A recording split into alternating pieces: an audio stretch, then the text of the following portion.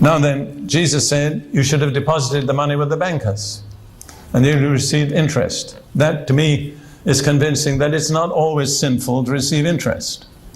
Because Jesus said you ought to have received it.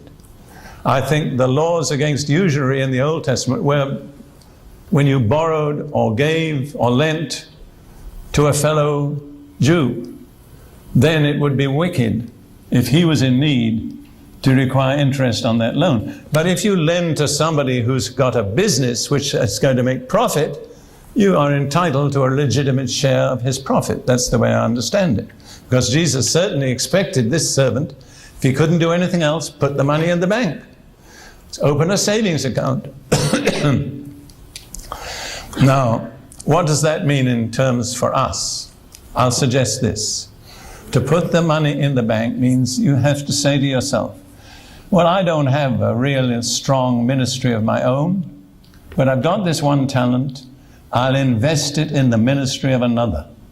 Someone who has a ministry that's approved, that's bringing forth fruit in the kingdom, I'll give him my contributions, or her, or them. I'll invest in them. I'll put myself at their disposal. I'll serve them. If it's necessary, I'll lick envelopes. We don't lick envelopes today, but whatever.